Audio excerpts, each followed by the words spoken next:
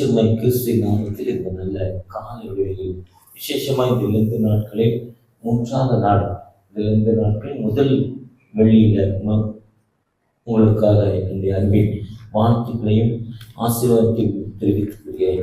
இந்த ஆண்டவர் எப்போவுமே நம்மை மூடி இருக்கும் ஆண்டவர். இந்த ஆண்டவர் ஆற்றல் படுத்தும் ஆண்டவர்.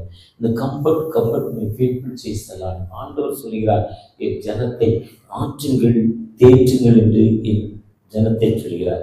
எப்படிப்பட்ட ஒரு ஜனத்தை ஆற்றும் தேவை என்றால், ஒரு ஃபுட் பிரிண்ட்ல இவ்வாறு போடப்படுகிறது. 2 பாதங்கள், 2 மனிதனுடைய பாதங்கள். ஒரு மனிதன் நடக்கிற மாதிரி, அது பக்கத்துல இன்னொரு மனிதன் நடக்கிற மாதிரி 2 பாதங்கள் போடப்படுகிறது. ஒரு மிகுந்த மன கவலையோடு வேதனையோடு இருக்கிற மனிதன், பல கஷ்டங்கள், குடும்பத்தில் அமைதி இல்லை. நேற்று இரவு ஒரு செய்திக்கு போய் ஒரு இடத்துக்கு ஒரு மெசேஜுக்கு போயிருந்தேன்.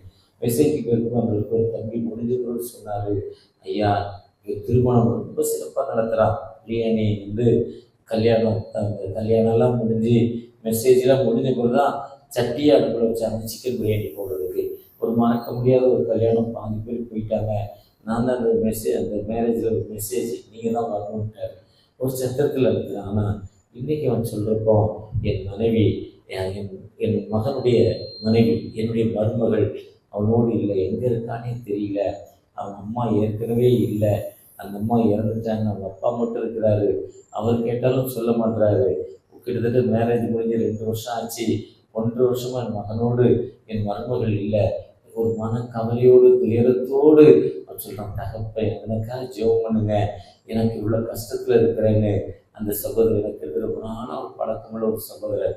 இப்படித்தான் பல கஷ்டங்கள் மத்தியில் அந்த ஒரு சகோதரர் உட்கார்ந்துருக்கிறவன் ஒரு பாதங்கள், இன்னும் 2 பாதங்கள், ஒரு மனிதன் கூட நடந்து போகிற மாதிரி ஒரு பாதங்கள், 2 பாதங்களும் போய்கிட்டே இருக்கு. ஒரு குறிப்பிட்ட தூரம் உடனே அந்த இடம் கொஞ்சம் ரோடு நல்லா இல்லை. எப்படி ரோடு மேடு பள்ளமா, குண்டும் குழியுமா, அதாவது கல்லுகள் முள்ளுகள் நிறைந்த ஒரு பகுதியாக காணப்படுது. அதில் 2 பாதங்கள் இல்லை, அதில் 2 பாதங்கள் மட்டும் போகுது. திரும்ப அந்த பாதையை கடந்த பிறகு திரும்பவும் நான் அந்த இன்னொரு பாதங்கள் சேர்ந்து கொள்ளுது. அப்போ அந்த மனிதன் கடவுளை பார்த்து கேட்குறான், ஏன் கடவுளே இது என்ன, எனக்கு ஒன்றுமே புரியலன்னு கேட்குறான். அப்போ ஆண்டவர் சொல்கிறாரு, நான் உன்னோடு நடந்து வந்துகிட்டு இருக்கேன். இந்த 2 பாதங்களோடு என்னுடைய 2 பாதங்களும் கூட வந்து கொண்டிருக்குன்னு ஆண்டவர் சொன்னார். அடுத்து அவன் கேட்டான், சரிதான் ஆண்டவரே, அந்த கஷ்டமான இடத்துல வரப்போ என்னுடைய பாதங்கள் மட்டும் இருக்கு, நீங்கள் என்னை ஏன் விட்டுட்டு போயிட்டீங்க, நீங்கள் ஏன் என்னை விட்டுட்டு போயிட்டீங்க, நீங்கள் என்னை விட்டுட்டு போகிறது தப்பு இல்லையா, அந்த கஷ்டமான பாத்திரம் நான் மட்டும் போய்கிட்டே இருக்கேன்னு ஆண்டவர் சொல்கிறாரு, அது உன்னுடைய பாதங்கள் இல்லை, என்னுடைய பாதங்கள். நீ உனக்கு கஷ்டம், வேதனை, துன்பங்கள் வர நேரத்தில் நான் உன்னை தூக்கி சுமந்து கொண்டு போகிறேன், உன்னை இந்த இடத்துல விடுறதில்லைன்னு சொல்றாரு. ஒருவேளை ஆண்டவர் சொல்றாரு, பயப்படாதே, நான் உன்னோடு இருக்கிறேன், திகையாதே, நான் உன் தேவன் என்று சொல்கிறார். நான் உன்னை கடந்து வந்து நான் உன்னை விட்டு விலகுவதில்லை என்று சொல்கிறார். உன்னோடு கடந்து வந்து செல்கிறேன் என்று சொல்கிறார். உபாகமம் 1ஆம் அதிகாரம் 31ஆம் வசனம் சொல்றார், ஒரு மனிதன் தகப்பன் பிள்ளையை சுமப்பதை போல நான் உங்களை சுமந்து கொண்டு போகிறேன் என்று சொல்கிறார். யாத்ராகமம் 23ஆம் அதிகாரம் 20ஆம் வசனம் சொல்றார், உன்னை உன் வழியில் காக்கிறதற்கு உன் இடத்திற்கு போய் சேரும் மட்டும் என் தூதனை நான் உனக்கு முன்பாக அனுப்புகிறேன் என்று சொல்றார். ஐ சென்ட் மை ஏஜென்ட், என்னுடைய தூதனை உனக்கு முன்பாக அனுப்பி போய் உன் வழியில நீ போற வேண்டிய இடத்திற்கு சேரும் மட்டும் ஒரு தூதனை உனக்கு முன்பாக அனுப்புகிறேன் என்று யாத்ராம் 23ஆம் அதிகாரம் 20ஆம் வசனத்துல சொல்றாரு. யாத்ரா அதே மாதிரி யோசுவா 1ஆம் அதிகாரத்துல சொல்றார், நீ உயிரோடு இருக்கிற நாட்கள் எல்லாம் இந்த உலகத்துல நீ ஒரு ஃப்ரிட்ஜர் குட்டிக்குள்ள போகிற வரையும் நான் உன்னை விட்டு விலகுவதில்லை, உன்னை கைவிடுவதில்லை, நான் உன்னோடு இருக்கிறேன் என்று சொல்கிற ஆண்டவர். அவர் எப்பவுமே மீகா 2ஆம் அதிகாரம் 13ஆம் வசனம் சொல்றார், தடைகளை நீக்கி ராஜா உனக்கு முன்பாக போகிறார், கர்த்தர் அவர் முன்னிலையாய் போகிறார். என்னுடைய தடைகளை உடைத்து ராஜா உனக்கு முன்பாக போகிறார், கர்த்தர் என் தடைகளை உடைத்தெறியும் ஆண்டவர் என்று மீகா 2ஆம் அதிகாரம் 13ஆம் வசனத்துல சொல்றாரு. ஏசாயா 52:12 சொல்றாரு, கர்த்தர் தாமே உனக்கு முன்னே போகிறவர், இஸ்ரவேல் தேவன் தாமே உனக்கு முன்னேயும் பிறகையும் உன்னை காக்கிறவர் என்று சொல்கிறார். அந்த ஆண்டவர் எப்பொழுதுமே நம்மை கைவிடுவதில்லை. நம்மோடு கடந்து வந்து எல்லா நிலையிலும் நம்மை ஆசீர்வதிக்க உயிருள்ள ஆண்டவர், எல்லா நிலையிலும் நம்மை உயர்த்தும் ஆண்டவர். அவரை நோக்கி யாரெல்லாம் பார்க்கிறோமோ, அவரை நம்பி கர்த்தரை நம்புகிறோம், ஒரு காலம் வைக்கப்படுவதில்லை. அதுதான் ஏசாயா 41, என் ஜனத்தை ஆற்றுங்கள் தேற்றுங்கள் என்று கர்த்தர் சொல்லுகிறார் என்று சொல்கிறார்.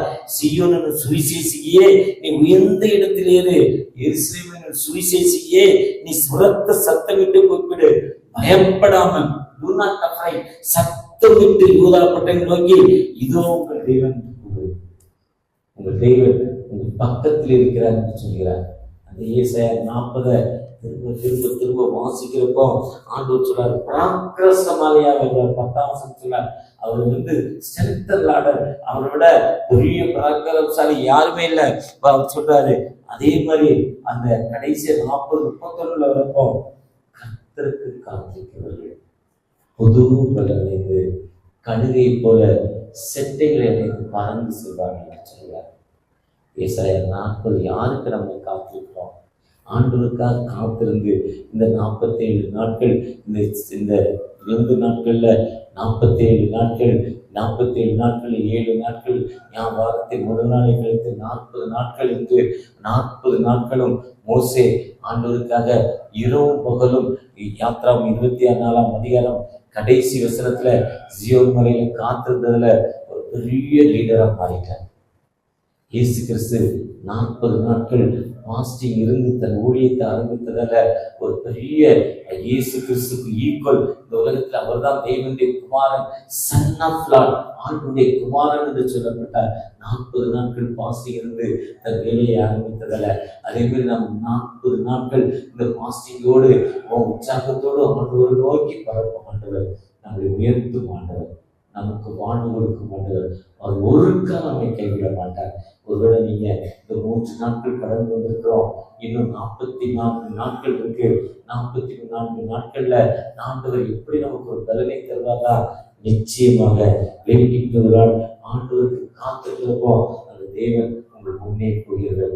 இஸ்ரவேலின் தேவன் தாமே முன்னேயும் ரேகையும் உங்களை காக்கிறவர் என்று சொல்கிறார். ஏசாயா 52 மீகா 2:13 சொல்றப்போ அவர் கூடையே வருகிறார் என்று சொல்கிறார். யாத்ரா 23:20 ஒரு தூதரை உனக்கு முன்பாக அனுப்புகிறேன் என்று சொல்கிறார். ஆண்டவர் உபாகம் 31:1 ஒரு தகப்பன் தன் பிள்ளையை சுமப்பதை போல நாம் உன்னை சுமந்துள்ளோம். எவ்வளவு அருமையான வாக்கு தத்தங்கள் பாருங்க. பயப்படாதே, திகையாதே, நான் உன் தேவன், நான் உன்னோடு இருக்கிறேன் என்று சொல்கிறார்.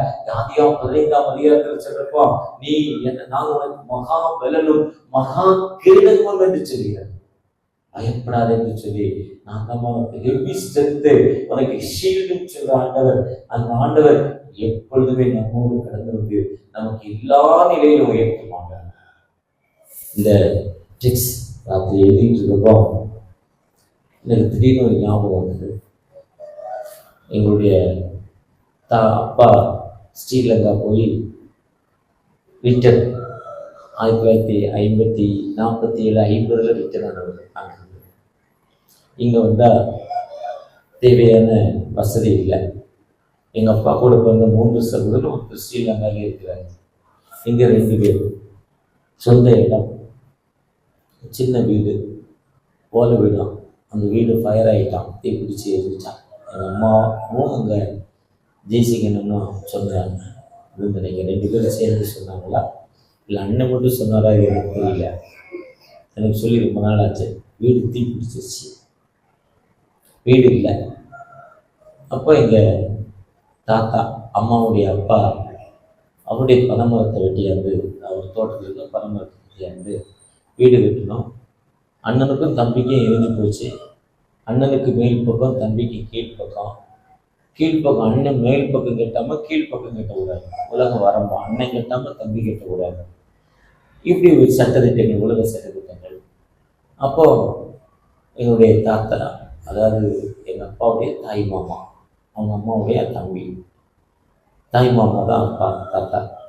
அவர் போய் தன்னுடைய மூத்த மருமகன், அதாவது தன்னுடைய மகளுடைய திருமணம் பண்ணாத மகன் மூத்த மகன்கிட்ட போய் மாப்பிள்ளை நீங்கள் எப்போ வீடு கட்டுறீங்கன்னு கேட்குறப்போ அவர் சொல்கிறாரு, இல்லை நீங்கள் எங்கேனாலும் கட்டிக்கோங்க, மேலே கட்டினாலும் சரி கீழே கட்டினாலும் சரி, யார் நான் அண்ணன் தம்பி யார் கட்டினானே மாமா நீங்கள் தம்பிக்கு கட்டி கொடுங்க, மேற்கூடியே கட்டி கொடுங்கன்ட்டா.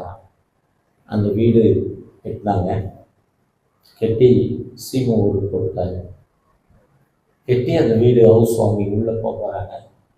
போகிற நேரத்தில் பெரியப்பா கொடுக்க மாட்டேன்ட்டாராம், என் இடத்துல நீங்கள் கட்டிட்டீங்க மாமா, இது எனக்கு தான், நீங்கள் தம்பிக்கு இன்னொரு வீடு கட்டிட்டாராம். என் அப்பா எங்களுக்கு வீடு இல்லை, எங்கள் தாத்தா கவலைப்படாதம்மா, கடவுள் கூட இருக்கிறாரு, எங்கள் அம்மா பேரை சொல்லி ரசம்மா நீ கவலைப்படாத, கடவுள் கூட இருக்கிறாருன்னு தாத்தா வீட்டுக்கு போயிட்டு சித்தியோட வீட்டுக்கு வந்து இருக்க வச்சிட்டார்.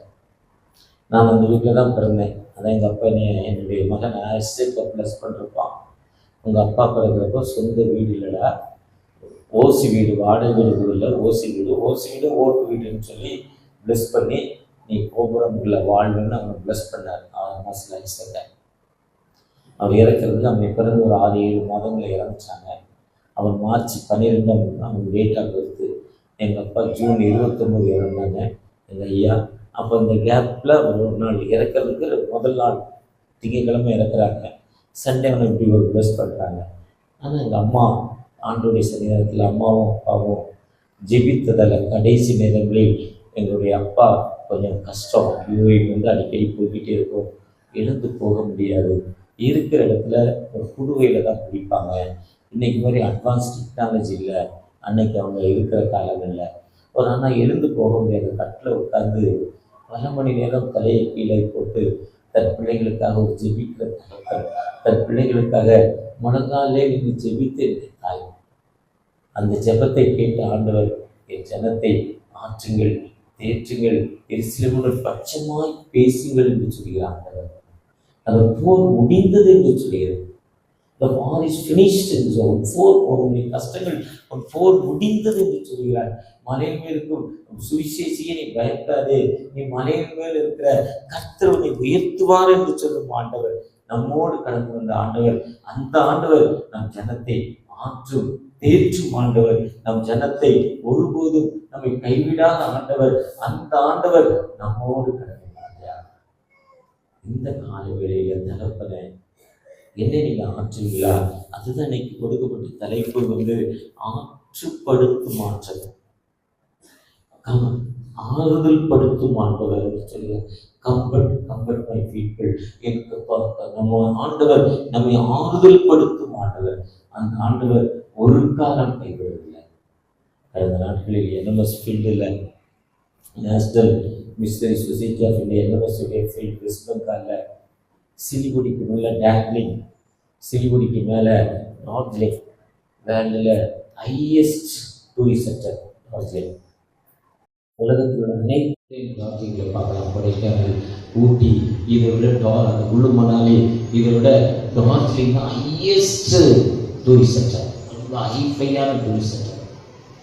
அது வந்து 10 கிலோமீட்டர் கீழே டேக்லிங் ஒரு ஊர். அந்த ஊருக்கு நாங்கள் போயிருந்தோம், நானே துறையாளர்.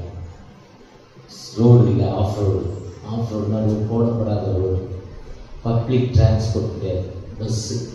இப்போ நம்ம போகிறதுக்கு ஒரு காரில் போகிறதா 500 ஆகும், அதே பஸ்ஸில் போனால் 50 ரூபா தான் டிக்கெட்டு. அது கவர்மெண்ட் சர்வீஸ் கிடையாது. எந்தவித அடிப்படை இல்லாத வசதி இல்லாத மக்கள் வாழும் பகுதி. அந்த இடத்துல ஒரு 2 கிலோமீட்டர் 4 வீல் ட்ரைவில் தான் போக முடியும். நம்ம போகிற கார்லேயோ நம்ம போகிற பைக்லேயோ போக முடியாது. ஜீப் மாதிரி 4 வீல் 4 வீலும் சுற்றும், கரடு முரடான ஒரு பகுதியில் போகிற வண்டி. அதில் தான் ஒரு 2 கிலோமீட்டர் கிட்டத்தட்ட 15 நிமிஷம் ட்ராவல் டைம்.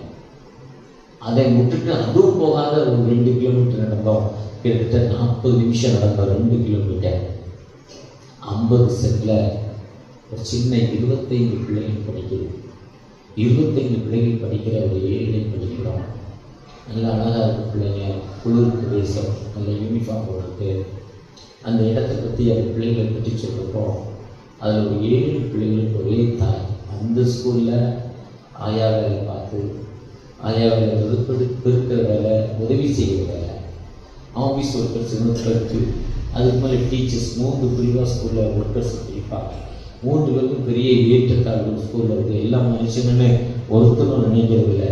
எந்த ஸ்கூல் எந்த காலேஜ் போனாலும் அந்த ஆஃபீஸ் ஒர்க்கர்ஸோட டீச்சர்ஸ் சேர மாட்டாங்க. நாங்கள் ஐஃபைன்னுவாங்க. ஆஃபீஸ் ஒர்க்கர் அந்த சர்வன்ட் கீழ் வேலைக்காரங்களோடு சேர மாட்டாங்க. ஆனால் எல்லாத்துக்கும் மேலே சம்பளம் காசு தான். இப்படிதான் அதுக்கு தான் வேலை. அதைத்தான் காந்தி சொன்னார். ஆனால் அந்த மக்கள் அப்படிப்பட்ட ஏற்றத்தாழ்வோட ஆய்வும் பண்ணாங்க. 7 பிள்ளைகளை அந்த அம்மா வளர்க்குது. அது குளிர் பிரதேசங்கிறதால, மலை பிரதேசங்கிறதால, வேலைகள் இல்லைங்கிறதால, இங்கேருந்து வெளி தேசத்துக்கு வேலைக்கு போகிறவங்க திரும்பி வர்றதில்லை. போன இடத்துல தன் வாழ்க்கையை அமைத்து கொள்கிறாங்க. இது குளிர் பிரதேசங்கிறதால சின்ன வயசில் திருமணம் பண்ணி குழந்தை பிறந்தது. 2 பேருமே கணவனும் மனைவியும் ஆளுக்கு ஒரு இடத்துக்கு வேலைக்கு போகிறாங்க. 2 பேருமே அங்கே வாழ்க்கையை செட்டில் பண்ணிக்கிறாங்க. திரும்ப அந்த பிள்ளைகளோட விட்டு விட்டுறாங்க. அப்படி 7 பிள்ளைகளை அந்த அந்த அந்த அந்த அந்த ஆயா அந்த அம்மா பாதுகாக்குது. எப்படி பாதுகாக்குதுன்னா, அது தன்னுள்ள ஒரு வீட்டை ஒரு பகுதியை, அதாவது ஹோம் ஸ்டே, அது டூரிஸ்ட் இருக்கிறதால நிறைய பேர் வர்றதில் ஹோம் ஸ்டேங்கிற ஒரு பகுதியை வாடகை விட்டு அதிலிருந்து வர இடத்த 7 பிள்ளைகளுக்கு உதவி செய்யலாம். உணவுக்கு பின்தங்கிற நிலைமையில் 7 பிள்ளைகளுக்கு உதவி செய்து இதுதான் அதுதான் ஆண்டவர் சொல்கிறப்போ, அந்த சுவிசேஷத்தை பற்றி சொல்கிறப்போ, சீயோனின் சுவிசேஷியே நீ உயர்ந்த பருவத்தில் எருசலேமின் சுவிசேஷியே நீ உரத்த சத்தமிட்டு கூப்பிடு, பயப்படாமல் சத்தமிட்டு யூதா பட்டணத்துக்கு இதோ உங்கள் தேவன் என்று கூறு. இது கர்த்தராகிய ஆண்டவர் பராக்கிரமசாலியாய் வருவார். இதுதான் காஸ்பல். ஒருவேளை நாம் எத்தனையோ துன்பங்கள் மத்தியில், வெயிலின் மத்தியில் ஆண்டவரை நோக்கி பார்க்க வந்திருக்கிற நீங்கள் நானும் ஆண்டவருக்காக காத்திருக்கிறப்போ நம்மை உயர்த்தும் ஆண்டவர். உயர்த்தப்பட்ட நாம் நம்முடைய சுவிசேஷ பணியை நாம் எப்படி செய்வோம்? ஆண்டவருடைய உன்னத பணிக்கு நம்முடைய சுவிசேஷ பணியை நாம் எப்படி செய்கிற மக்களை காணப்படுகிறோம்? அப்படிப்பட்ட அர்ப்பணிப்போடு காலைகளில் தகப்பனே நான் நோக்கி காத்திருக்கிறேன், என்னை பிளஸ் பண்ணுங்கப்பா, என்னை கம்பல் பண்ணுங்க தகப்பனே, என்னை ஆற்றுங்கள் தேற்றுங்களப்பா. நான் வேதனையோடு வந்திருக்கின்றதை நோக்கி பார்க்கிறப்போ நிச்சயமாக ஒரு விடுதலை கொடுக்கும் ஆண்டவர், நிச்சயமாக வாழ்வு கொடுக்கும் ஆண்டவர். அந்த ஆண்டவர் நம்மோடு கடந்து வந்திருக்கிறார். உன்னதமானவரே, உயர் மறைவில் இருக்கிறவர், சர்வவல்லவரே, நிழலில் தங்குவான் இது பரமசிலாக்கியமே. சர்வவல்லவரே, நிழலில் தங்குவான் இது பரமசிலாக்கியமே. அவர் செட்டையின் கீழடைக்கல புகழை தம் சிறகுகளால் மூடுவார். அவர் செட்டையின் கீழடைக்கல புகழை தம் சிறகுகளால் மூடுவார்.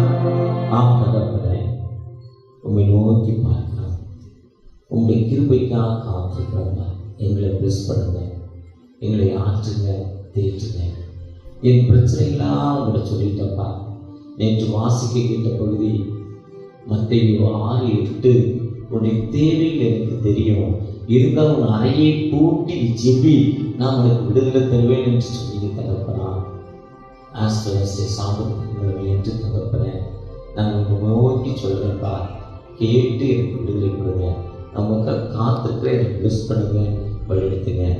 பெரிய சூழல் கேளு அன்பின் தகப்பனே. ஆமென்.